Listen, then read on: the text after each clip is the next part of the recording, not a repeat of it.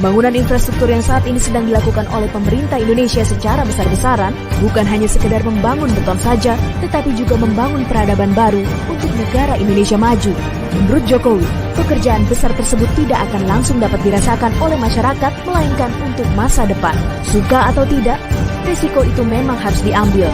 Pekerjaan besar tapi tidak langsung bisa dinikmati langsung. SDM apalagi itu akan kelihatan 10, 15, atau 20 tahun yang akan datang. Tidak sekarang. Tapi resiko itu yang harus kita berani ambil. Perlu untuk diketahui, pembangunan infrastruktur di era pemerintahan Jokowi merupakan pembangunan terbesar dalam sejarah Indonesia.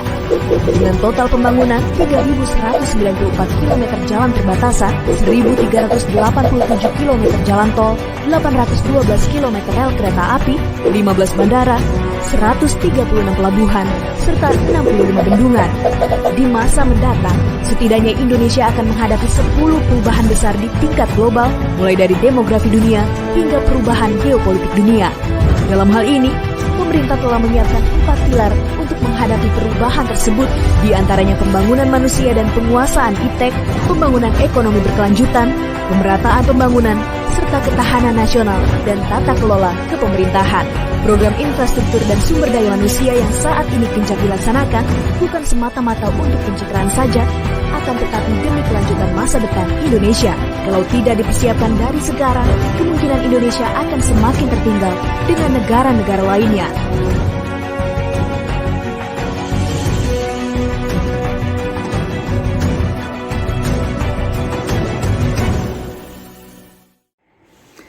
Negara Indonesia memiliki impian yang sangat besar pada ulang tahunnya ke-100 dengan gerakan Indonesia Emas 2045. Hal ini perlu kita pahami dan resapi agar kita sebagai kaula muda dapat turut serta bergerak menuju Indonesia Emas. Tentu bagi generasi yang mendatang, adik-adik kita atau anak-anak kita kelak yang akhirnya menikmati dan terus mempertahankan keemasan dan kejayaan Indonesia di masa mendatang. Untungnya, Indonesia memiliki bonus demografi dan hal ini amat sangat menopang tujuan untuk tercapai di masa akan datang. Dengan angka laju pertumbuhan penduduk 1,25%. Menurut hasil sensus penduduk 2020 yang dipublikasikan pada tanggal 21 Januari 2021, jumlah penduduk Indonesia saat ini, jumlah penduduk Indonesia terakhir yang terdata sebesar 270,2 juta jiwa, dan ini bertambah sebanyak 32,56 juta jiwa dibandingkan hasil sensus penduduk pada tahun 2010. Dan laju pertumbuhan penduduk per tahun sejak tahun 2010 sampai 2020 adalah sebesar 1,25%. Dengan penduduk usia produktif antara 15 sampai 64 tahun sebesar 70,72%. Angka ini termasuk fantastis, terutama untuk kategori penduduk usia produktif. Sedangkan untuk presentasi penduduk lansia hanya sebesar 9,78%. Jadi dengan ini kita dapat ketahui, dari data tersebut dapat kita ketahui bahwa pertumbuhan penduduk kita dalam 10 tahun belakangan ini mencapai tingkat yang positif, dan juga terutama untuk usia produktif kita cukup fantastis ya, lebih dari 70% di usia produktif, sehingga hal ini memberi impresi positif untuk harapan kita di masa akan datang dalam mewujudkan Indonesia Emas 2045. Dan tentu saja bonus demografi ini tidak satu-satunya faktor penjamin Indonesia Emas 2045, Namun ada beberapa hal yang perlu kita perhatikan juga dari segi pendidikan terutama dalam membangun generasi muda yang tangguh, berkarakter, dan berkualitas. Tentu saja sumber daya manusia sangat penting peranannya dalam mewujudkan impian ini. Berikutnya, teman saya, rekan kelompok kami akan menjelaskan dan membahas lebih lanjut mengenai itu.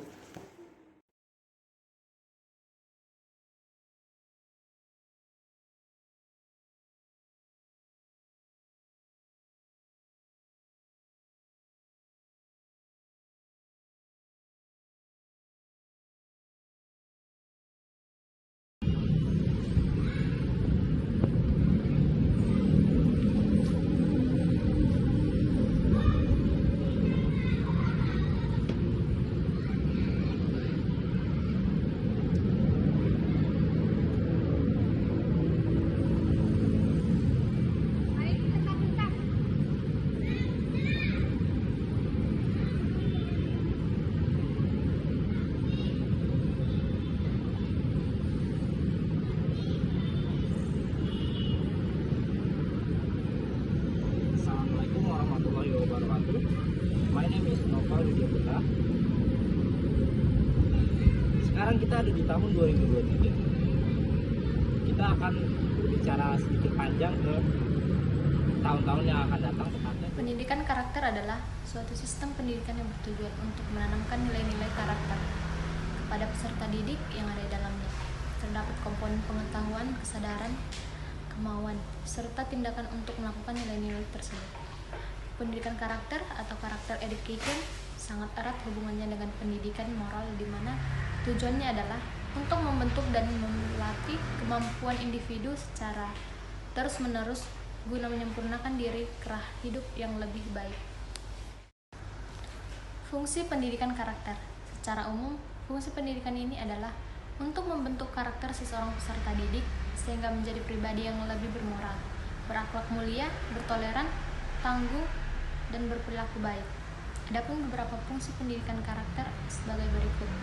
Pertama, untuk mengembangkan potensi dasar dalam diri manusia sehingga menjadi individu yang berpikiran baik, berhati baik, dan berperilaku baik. Yang kedua, untuk membangun dan memperkuat perilaku masyarakat yang multikultur. Yang ketiga, untuk membangun dan meningkatkan peradaban bangsa yang kompetitif dalam hubungan internasional.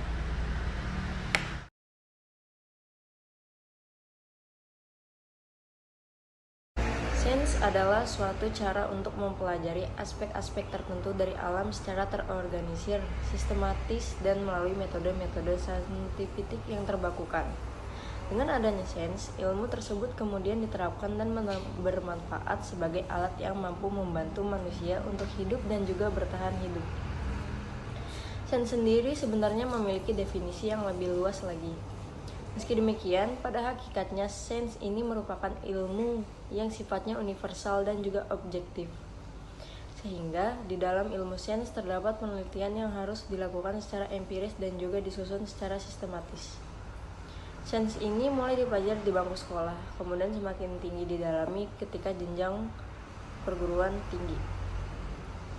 Budaya ialah merupakan suatu cara hidup manusia yang dimana dapat berupa kelompok manusia yang berkembang dan diwariskan secara turun-temurun dari generasi ke generasi berikutnya. Menurut Kamus Besar Bahasa Indonesia, budaya memiliki arti akal budi. Secara umum, budaya dapat diartikan sebagai suatu cara hidup yang terdapat pada sekelompok manusia yang telah berkembang dan diturunkan dari generasi ke generasi dari sesepuh kelompok tersebut.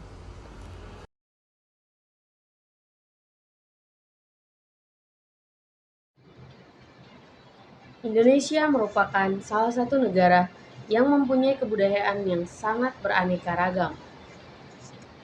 Untuk meningkatkan minat pemuda dalam mengembangkan potensi lokal, program studi administrasi publik UMSIDA menggelar seminar regional yang bertajuk Menciptakan Pemuda Kreatif dalam Mengembangkan Kearifan Lokal.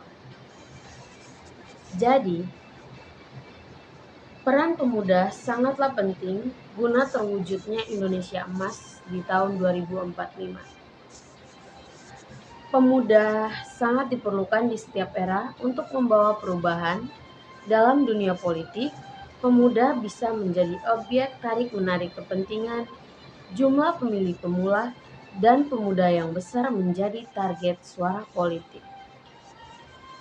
Dalam dunia pendidikan formal dan pendidikan non-formal, disinilah pemuda akan menemukan kreativitasnya. Pemuda harus mempunyai semangat untuk berkembang. Pemuda saat ini banyak yang kehilangan jati diri atau 4 ada tipe pemuda. Yang pertama, pemuda itu tidak pintar tapi peduli. Yang kedua, pemuda itu pintar tapi tidak peduli. Yang ketiga, pemuda itu tidak pintar, tidak peduli. Yang keempat, pemuda itu pintar, peduli. Jadi, seperti yang kita ketahui, bahwa peran pemuda saat ini sangat dibutuhkan dalam melestarikan dan mengembangkan warisan khususnya kearifan lokal.